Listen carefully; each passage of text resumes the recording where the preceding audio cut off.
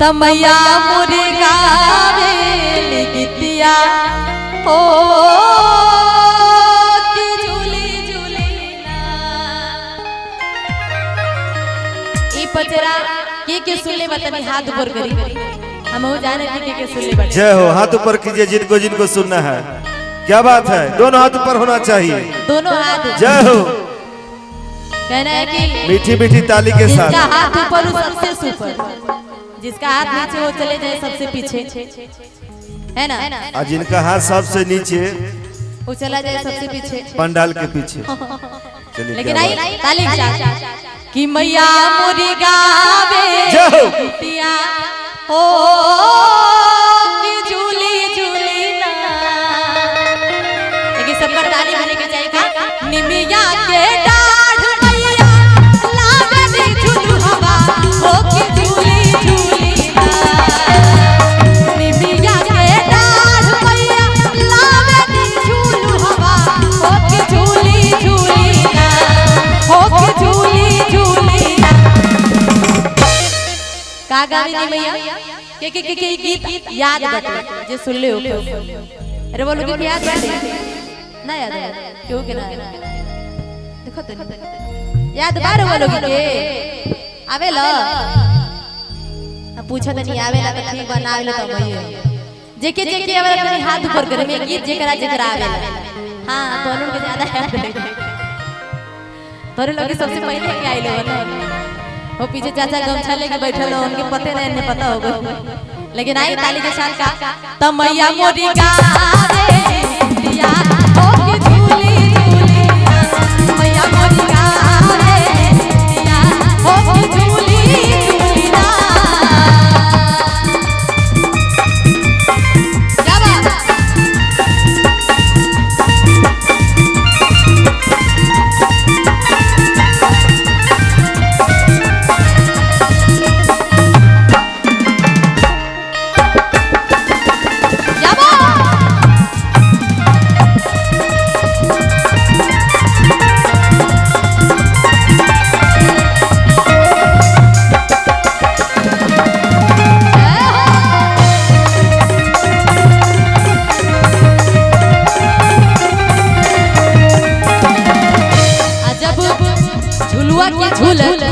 मैया रानी के जब प्यास लगेला तो मैया रानी पानी पिएला कहां जाए के पता बेटा।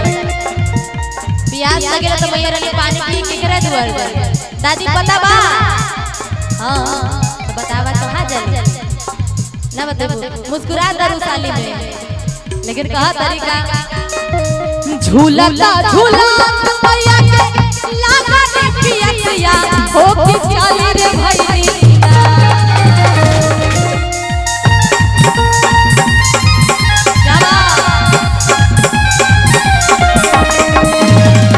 झूला झूला मैया के लागा दे पिया हो कि चली रे भैया मैया चली रे भैया। कहाँ चल बनी कि माला हो रिया दुआर मैया चली रे भैया। माला हो रिया दुआर मैया चली रे भैया।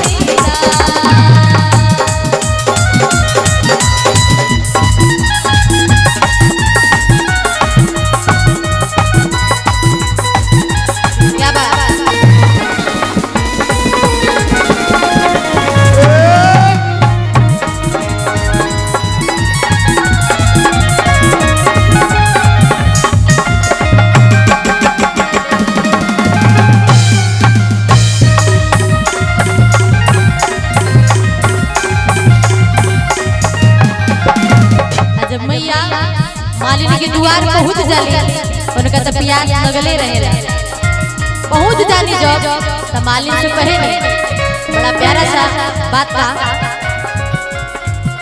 ओ कहने की हे मालिन गीत के माध्यम से बताएगा। आई अर्चना जी तनी ने दुकानदारियों पर ध्यान दिया जाए। क्या हो जाए आप लोग ऐसे ताली बजाते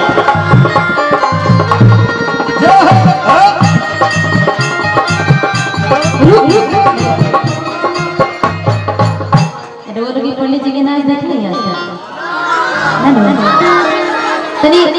थोड़ा सा डांस हो जाओ, नाचे अभी ना बाबा।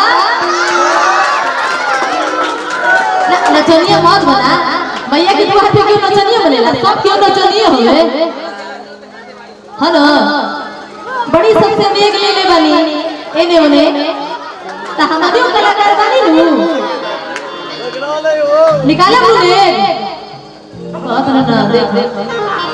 चलिए नेक मांग रहे हैं आपसे, ये नेक आशीर्वाद दिए हैं। बिल्कुल क्या बात? काली बना के हो जाओ आई चलिए जाओ जाओ जाओ।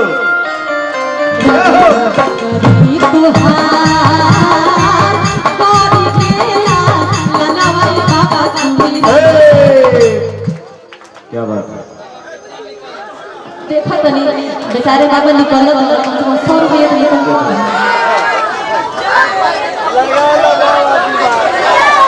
घबराई मत, समय सब कर आया। अभी शुरुआती न भइल बाटे, शुरुआती न भइल बाटे। अरे हम ना गिन सकत रहनी महाराज और